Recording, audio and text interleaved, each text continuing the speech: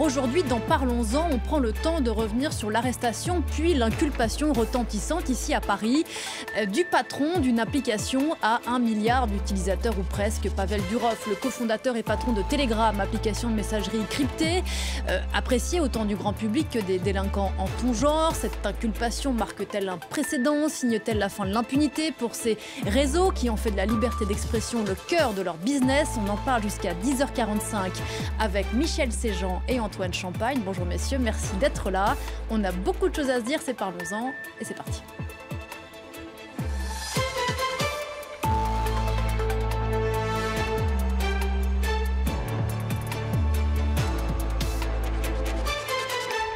Et bonjour Michel Séjean. Bonjour. Et bienvenue sur ce plateau. Vous êtes professeur de droit à l'université Sorbonne Paris-Nord, enseignant-chercheur en droit de la cybersécurité et directeur scientifique du Code de la cybersécurité qui est sorti aux éditions Dalloz. Bonjour Antoine Champagne. Bonjour. Journaliste, cofondateur et rédacteur en chef de Reflet.info, spécialiste de ces questions numériques. Vous dites de vous-même que vous êtes un dinosaure du web et vous avez consacré pas mal d'articles dont je conseille la lecture à cette affaire Telegram. On prend le temps donc ensemble ce matin sur France 24 de revenir sur cette arrestation il y a une dizaine de jours de Pavel Durov, fondateur et dirigeant de Telegram. C'était à sa descente d'avion à l'aéroport du Bourget à Paris. Placé en garde à vue pendant plusieurs jours, il a finalement été libéré sous strict contrôle judiciaire. Il n'a pas le droit de quitter le territoire français dont il a la nationalité. Il a été mis en examen à l'issue de cette garde à vue pour plusieurs infractions, parmi lesquelles complicité de diffusion en bande organisée d'images de mineurs présentant un caractère pornographique, de trafic de stupéfiants, d'escroquerie en bande organisée et j'en passe. Cette procédure marque-t-elle un précédent? C'est la question que l'on va se poser ensemble ce matin. Avant de tenter d'y répondre, on va commencer par le commencement. Telegram, c'est quoi? Des éléments de réponse en images avec Jade Lévin. C'est l'une des seules grandes plateformes à ne pas avoir été conçue dans la Silicon Valley. Telegram a été créé en 2013 par le russe Pavel Durov. C'est sa seconde application après Contact qu'il crée en 2006. Une sorte de Facebook russe qui lui vaut un énorme succès. Pavel Durov protège alors les opposants au régime de Poutine par son refus catégorique de partager des données avec les autorités. Conséquence, Contact est racheté par le Kremlin pour reprendre le contrôle sur Internet. Pavel Durov, lui, fuit la Russie et crée Telegram avec son frère. L'objectif, garantir une totale confidentialité des communications et une liberté d'expression quasi sans limite, loin des restrictions de modération des autres plateformes comme Google ou Meta. L'application mêle un service d'échange de messages et un système de groupes de discussion qui peuvent rassembler jusqu'à 200 000 personnes. Des fonctionnalités qui convainquent aujourd'hui près d'1 milliard d'utilisateurs. Parmi eux, des militants, des gouvernements, mais aussi des conspirationnistes et des criminels attirés par des communications chiffrées de bout en bout. D'un côté, l'application sert de refuge à de nombreux activistes et opposants politiques, comme en Iran, à Hong Kong et en Russie. De l'autre, des groupes violents, y compris terroristes, s'y sentent largement en sécurité pour discuter, comme ce fut le cas lors des attentats de Paris en 2015. Telegram est devenue la messagerie la plus utilisée par les Russes et les Ukrainiens depuis la guerre. L'application est aussi devenue un instrument d'influence et de fabrication de l'opinion. Le nombre d'abonnés de certaines chaînes d'information dépasse même l'audience des médias traditionnels.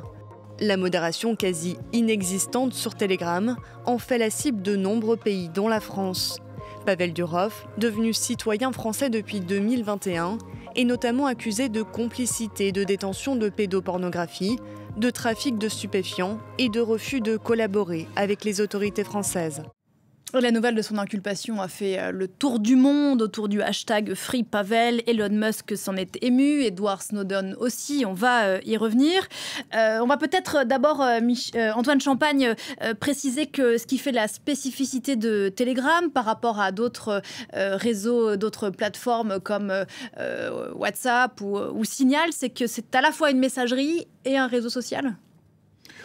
Oui, je crois que ce qui fait la grande différence et qui est malheureusement pas bien comprise ni par les utilisateurs ni par la presse en général, c'est que c'est tout sauf une messagerie chiffrée ou une messagerie qui amène une protection de la vie privée. Et d'ailleurs, si Pavel Durov, dont on fait aujourd'hui un héros de la défense de la vie privée, s'il avait voulu faire quelque chose pour la vie privée, il aurait fait une application totalement différente. Et il n'aurait pas du tout fait ça, et il l'aurait fait évoluer dans le temps. Je m'explique. Telegram, ça permet de chiffrer les communications entre deux personnes qui se parlent directement. Mais les groupes qui sont créés ou dont on a parlé, où il y a 200 000 personnes, ceux-là ne sont pas chiffrés. Donc par exemple, d'un strict point de vue d'un service de renseignement, c'est très intéressant de pouvoir aller regarder, écouter ce que se disent par exemple des djihadistes dans un groupe de djihadistes ou des extrémistes d'extrême droite extra-parlementaires qui sont très violents et qui préparent leurs actions dans ce genre de salle de discussion, on va dire. Tout ça, c'est public. C'est même quelque chose que vous pouvez récupérer, les contenus, vous pouvez les récupérer, les stocker et les retravailler après. Donc tout ça, c'est très intéressant. Bref, en termes de vie privée, Pavel Durov n'a pas fait une application sécurisée. La promesse, Michel Séjean, de la sécurité, de la confidentialité, en réalité, n'est pas tenue. Ah mais non, et Antoine Champagne l'a bien expliqué. Pour que la promesse de la confidentialité soit tenue, il faut que les conversations soient chiffrées de Alors, expliquez-nous ce que ça veut dire une conversation chiffrée pour le Par exemple, si je prends mon téléphone et que je vous envoie un message sur une messagerie chiffrée comme Signal ou WhatsApp, et j'écris « Parlons-en ». Au moment où j'écris « Parlons-en », le message, il est en clair. Mais quand j'appuie sur « Envoyer », ce message va être déformé, masqué, en fait, par une formule mathématique qui va le transformer en un signe $, un signe point d'exclamation, des lettres. On ne comprend pas du tout ce qui est. Ça veut dire que si, entre mon téléphone et le fait qu'il arrive chez vous, il est intercepté. En fait, il ne va pas de mon téléphone à votre téléphone, il va passer par des serveurs, par des modems, par des routeurs, etc. Si quelqu'un intercepte ce message pour essayer de l'écouter, il ne verra que des chiffres, des lettres inintelligibles. C'est ça le chiffrement. Vous, en revanche, vous êtes la seule à recevoir sur votre téléphone le message qui va apparaître en clair et qui dit « Parlons-en ». Donc, c'est un outil pour lutter contre les écoutes, les interceptions et la surveillance. Mais pour ça, il faut que le chiffrement aille sur toute la chaîne que j'ai décrite. Mon téléphone, le serveur, le routeur, le modem, votre téléphone. Et si ce chiffrement n'est pas de bout en bout, eh bien, on n'a pas une application qui est chiffrée. Donc, chiffrer les conversations, c'est ce qui nous permet de vivre et d'échanger en toute confidentialité et de ne pas être surveillé par quiconque, des autorités, mais aussi des djihadistes ou des personnes malveillantes. Enfin. C'est un peu la même chose que lorsque vous envoyez un courrier, soit vous envoyez une carte postale et toutes les personnes qui voient passer cette carte postale peuvent voir le destinataire, là d'où c'est parti éventuellement, et avec le tampon de la poste, et le contenu du message.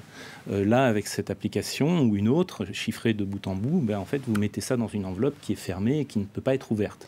Mais attention, ne peut pas être ouverte par des gens autres, mais je reviens à Pavel Durov et à son application qui est mal faite, c'est que lui a les clés. Voilà, c'est la question que j'allais vous poser. Est-ce que Telegram, techniquement, mais bien sûr, peut savoir que vous m'avez envoyé, parlons-en. Oui. Non. Qu'on a envoyé quelque chose, une personne à une personne, ça, toutes les applications peuvent le savoir. Qui a parlé à qui. En revanche, ce qui a été dit, par exemple chez Signal, personne ne peut savoir ce qu'il y a dans le message. En revanche, chez Telegram, Pavel Durov peut, s'il le souhaite, et s'il est indélicat, parce qu'on n'en sait rien, peut avoir accès au contenu des messages. Ce qui pose un problème parce que cette messagerie est prisée de tout un spectre politique, y compris par le gouvernement français. Par le gouvernement français.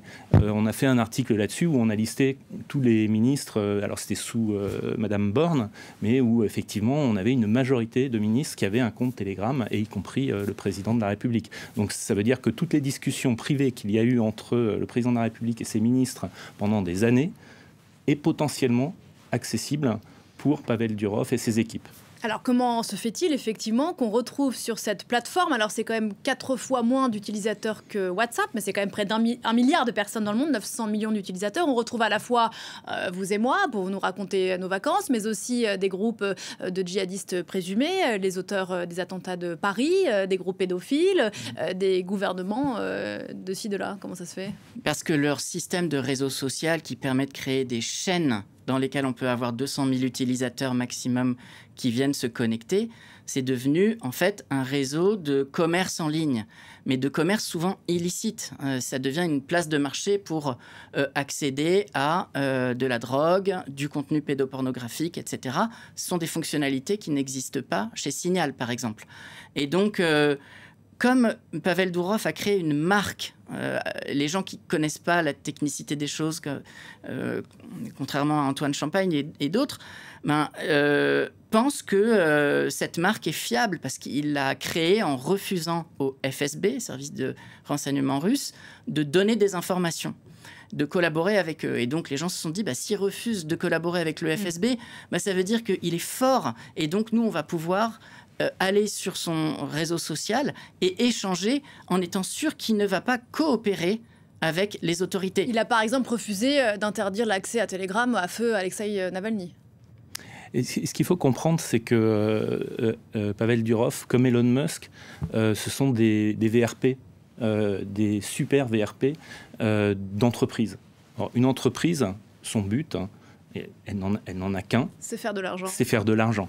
Donc le VRP, il est là pour faire progresser l'entreprise, faire plus d'argent. Donc en fait, ils racontent une histoire, ils créent une histoire.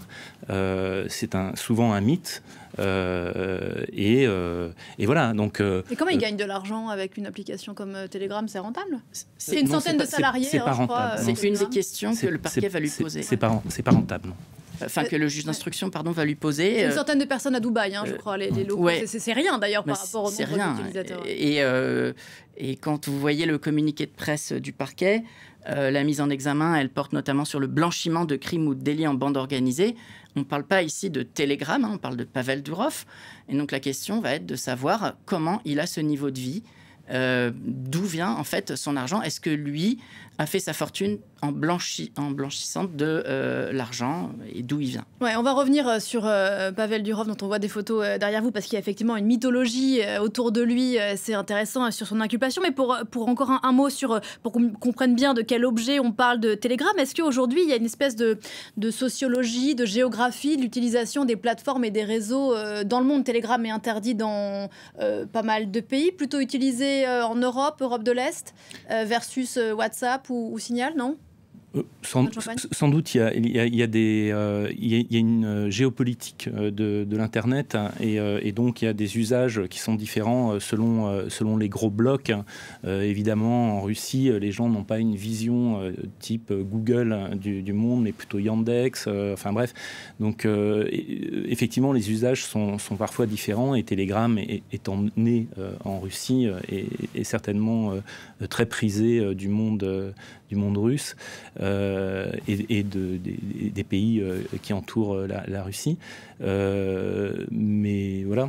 Après, Telegram a été interdit au Brésil et en Espagne.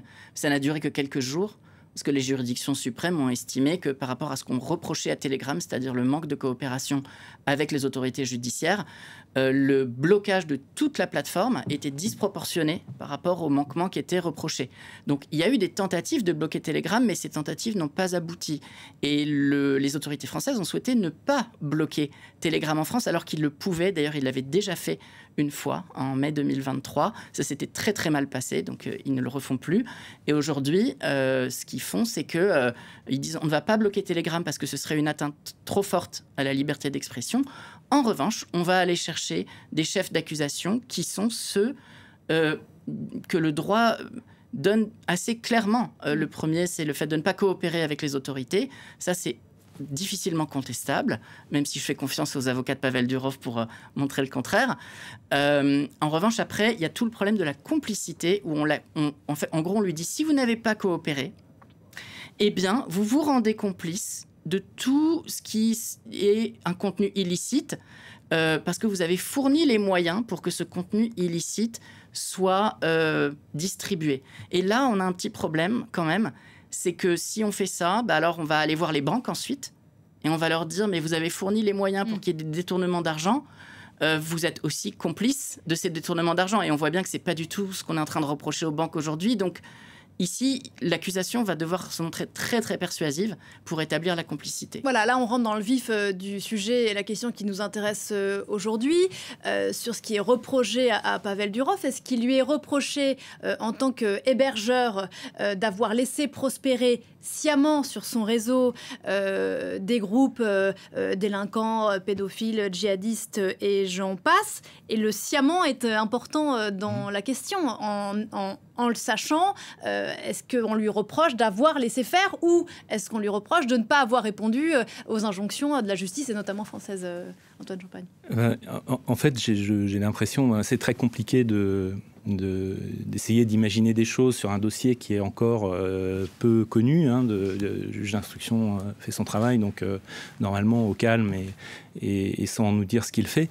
Mais il y a quelque chose qui ressort tout de même, c'est que les chefs de mise en examen ça ratisse très large. Et effectivement, il y a des choses il y a des points qui sont tout à fait, qui méritent d'être largement débattus. Mais il y a quand même quelque chose qui est important, c'est qu'effectivement, Pavel Durov bénéficie du statut pour sa plateforme d'hébergeur. Ça veut dire quoi? Ça veut dire qu'il n'est pas responsable, a priori, de ce qui circule sur sa plateforme. C'est un peu comme si on disait n'importe quelle compagnie de téléphone va être tenue pour responsable des mots qui sont échangés à travers le téléphone. C'est très compliqué.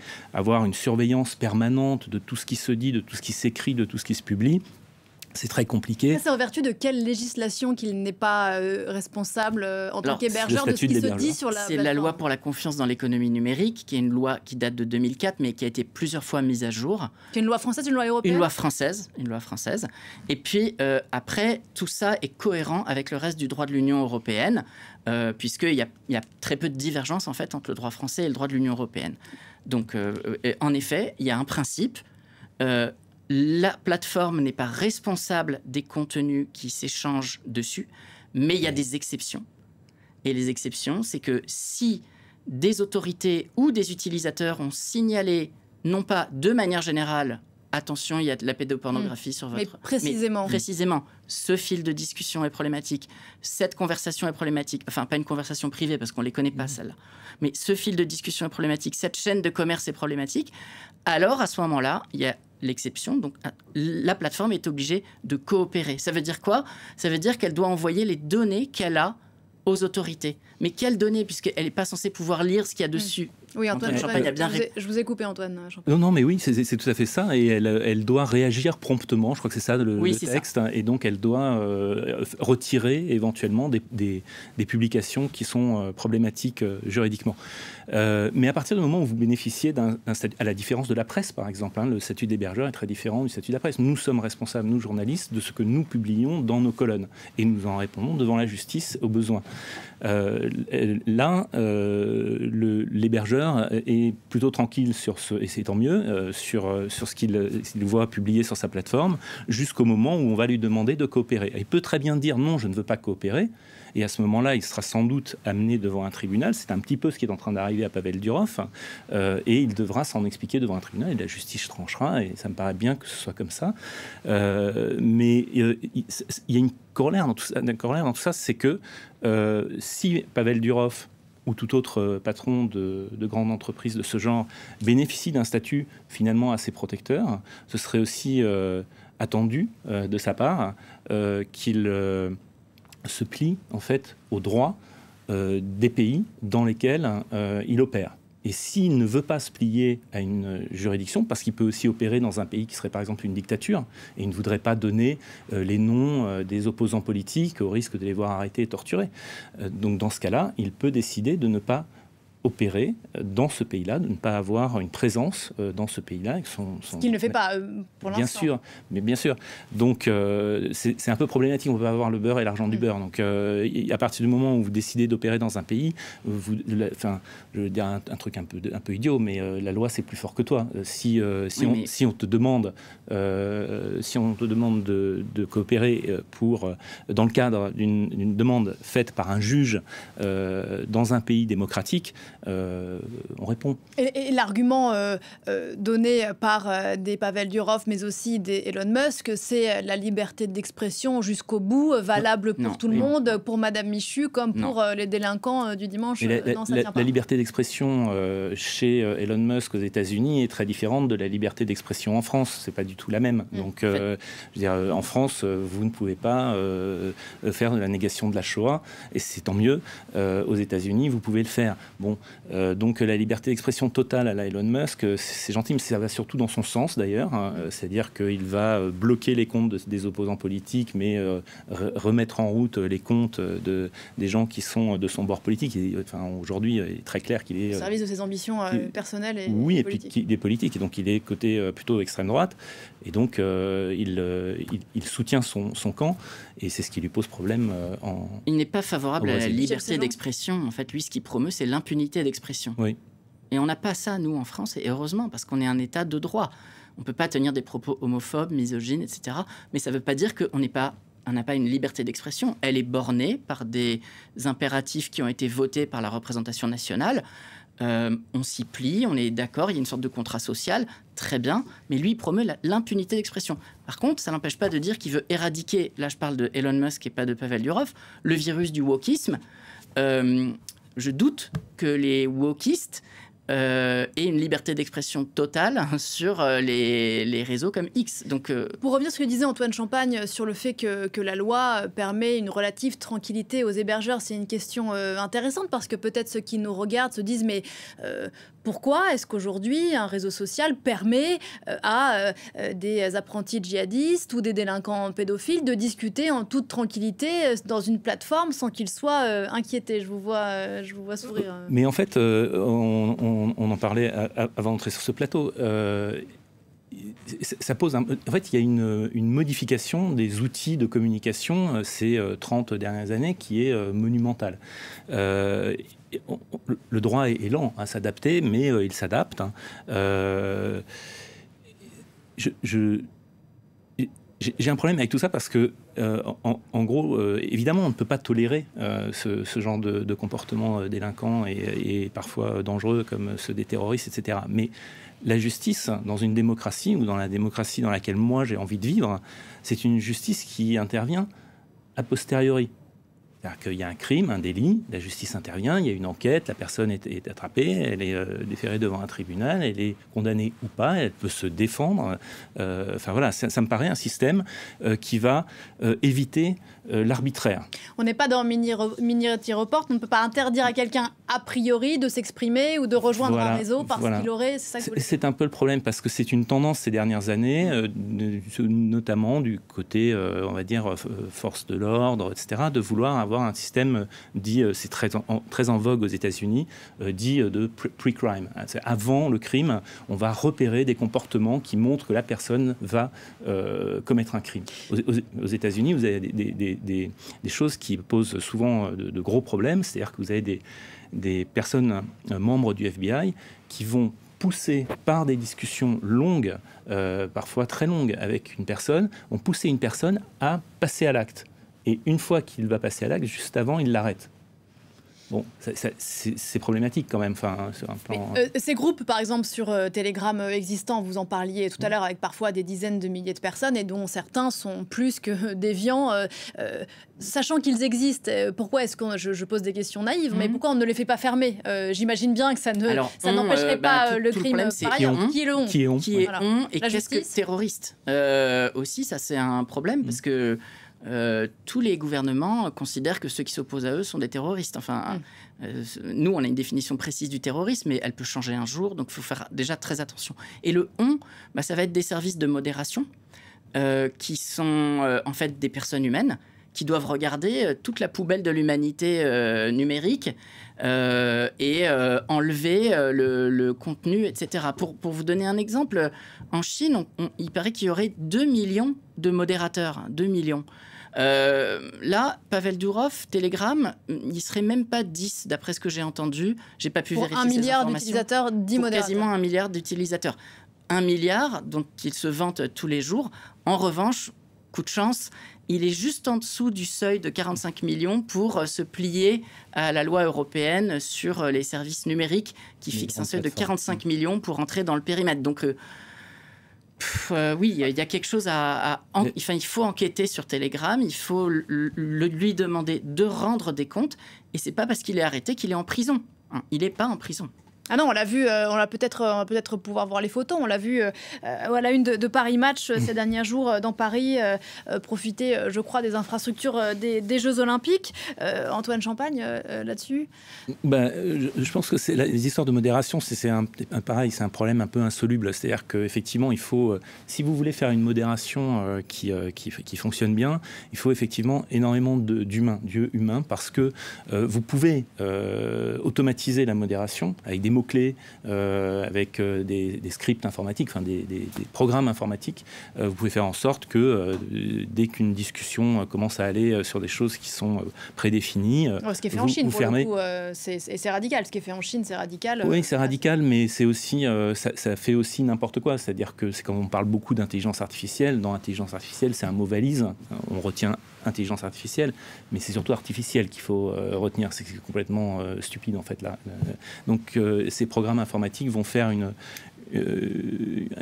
nettoyage qui va être pas très précis. On va continuer à parler de la modération parce que c'est un sujet important et c'est une des choses qui est reprochée à Pavel Durov. Juste après la pause, on se retrouve dans 3 minutes pour la suite de ce Parlons-en consacré à l'arrestation, à l'inculpation du patron de Telegram. À tout de suite.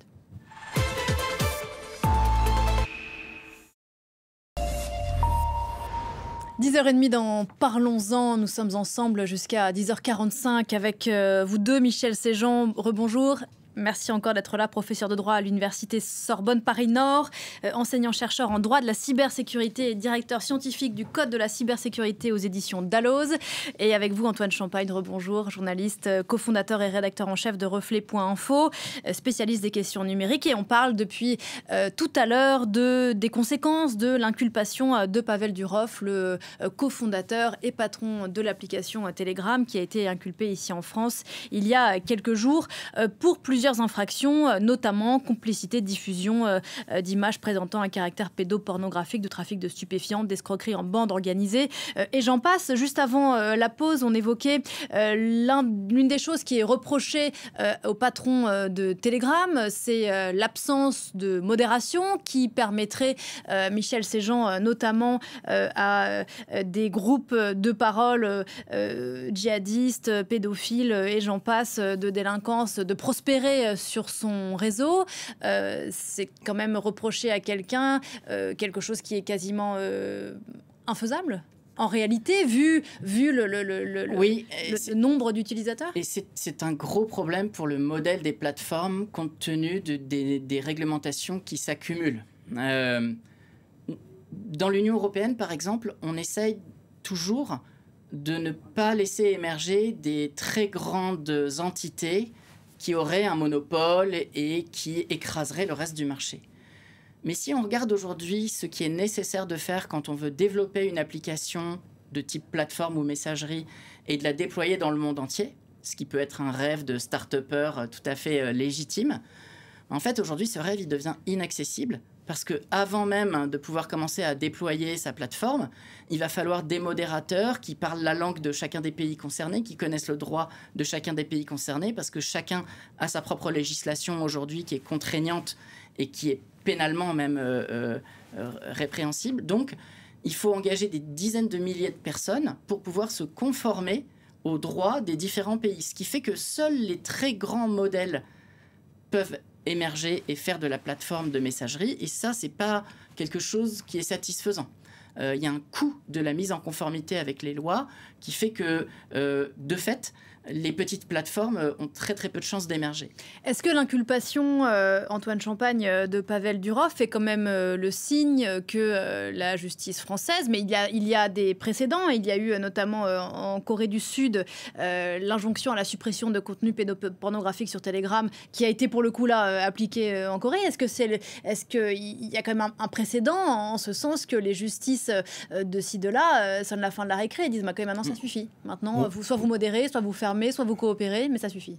Oui, alors on voit que effectivement, et d'ailleurs ça a été largement, on va dire qu'il y a eu des informations qui ont fuité un peu du côté du parquet, j'ai l'impression, parce qu'on voit dans les articles qui ont traité de cette arrestation que d'autres systèmes judiciaires en Europe se sont joints aux demandes françaises en disant que effectivement Telegram ne répondait pas favorablement aux réquisitions. Après, il faut se poser plusieurs questions. D'abord, est-ce que les demandes qui ont été faites entraient dans un cadre acceptable? C'est-à-dire que, je veux dire, Pavel Durov peut, comme n'importe quel patron de plateforme, refuser certaines demandes parce qu'il les juge trop importantes ou trop larges. Je pourrais dire, par exemple, si vous me demandez 500 000 comptes et le nom des 500 000 utilisateurs ou leur adresse IP,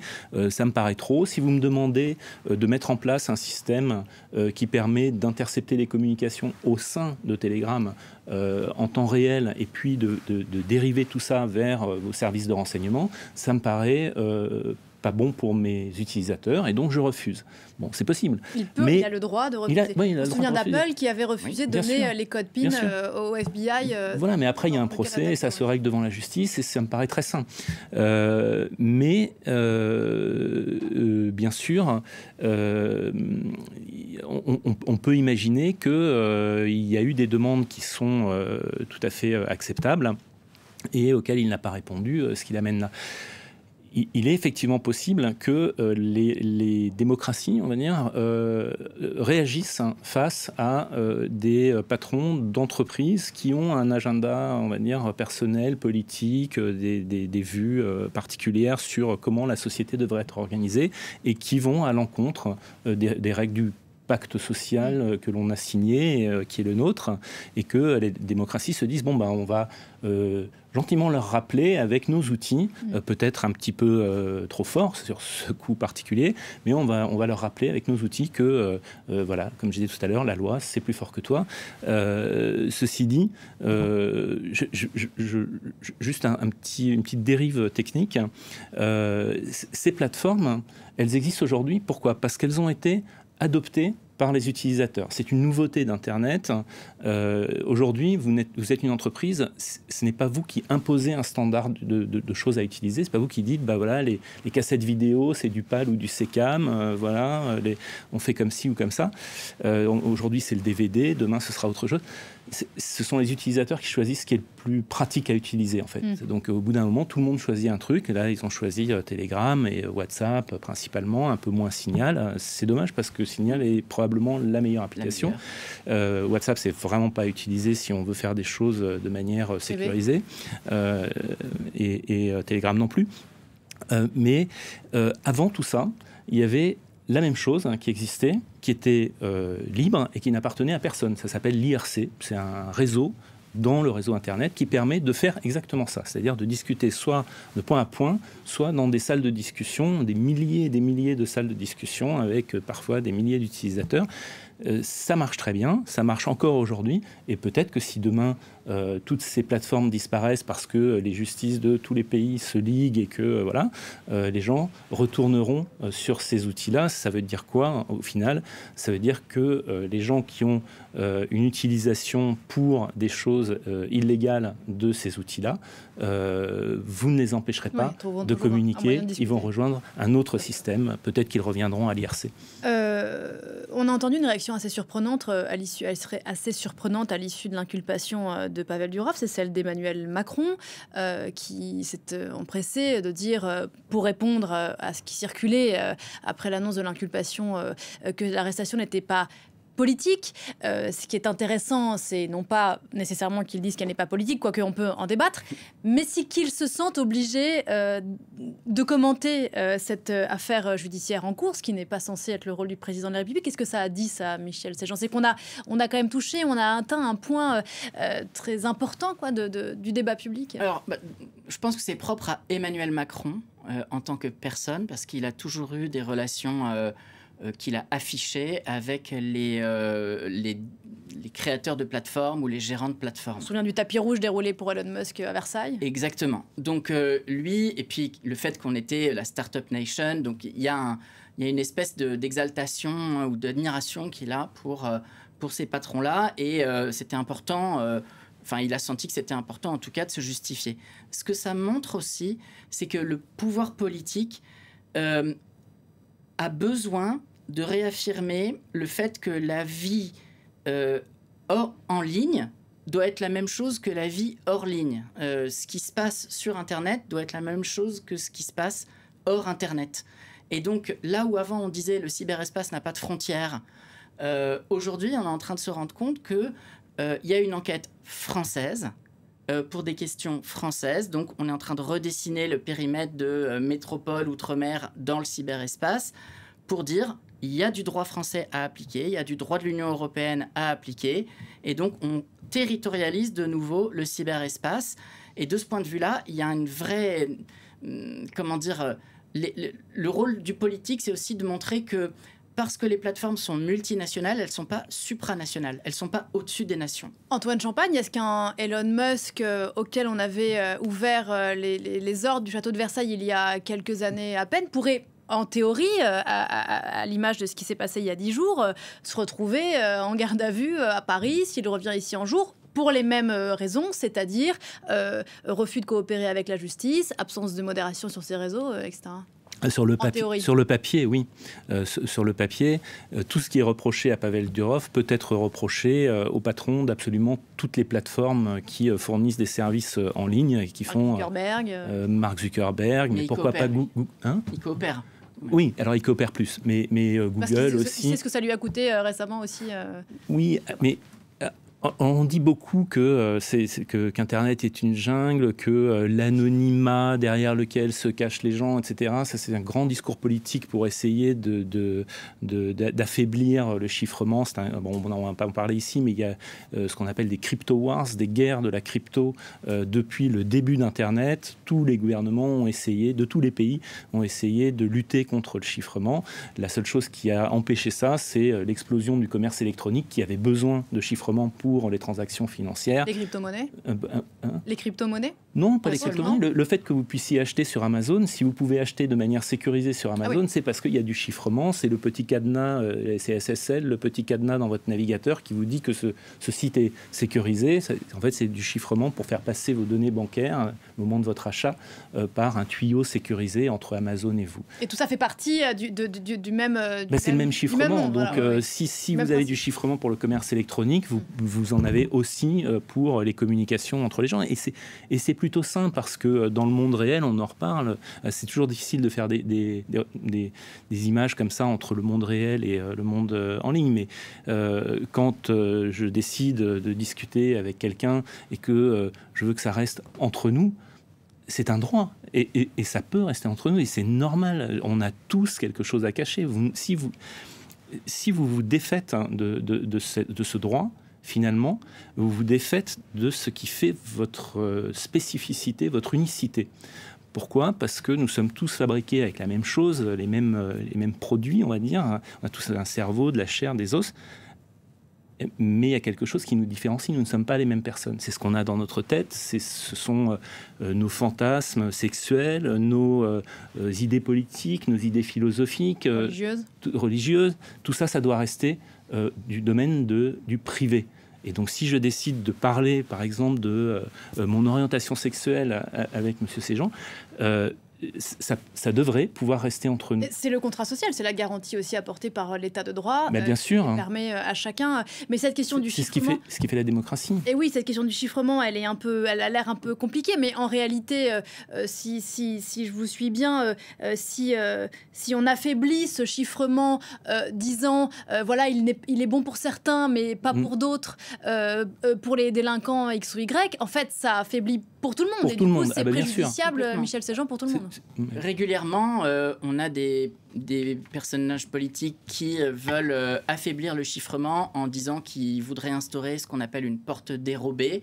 Ce serait une sorte de ligne de code dans les applications qui permettrait à la justice d'accéder au contenu des conversations, et la justice dit, les politiciens disent, ce serait juste pour nous, ce serait pas pour les autres. Mais quelle justice, dans quel état, dans quel régime? Mais si c'est ouvert pour un, c'est ouvert pour tout le monde. Et c'est également ouvert, à partir du moment où vous affaiblissez la sécurité, c'est aussi ouvert pour tous les pirates informatiques qui, eux, vont très très rapidement trouver l'entrée de cette porte dérobée, si je veux rester dans les images. Il faut résister à ça. On suivra donc avec attention la suite de cette affaire judiciaire, et si à l'issue de la mise en examen, il est effectivement condamné. Et là, on en reparlera sans doute parce que ça aura d'autres conséquences. Merci infiniment à tous les deux d'avoir participé à cette discussion. Michel Séjean, je renvoie au Code de la cybersécurité aux éditions Dalloz, et Antoine Champagne, je renvoie à reflet.info et tous les papiers que vous avez consacrés, entre autres, à cette affaire Telegram. Merci encore.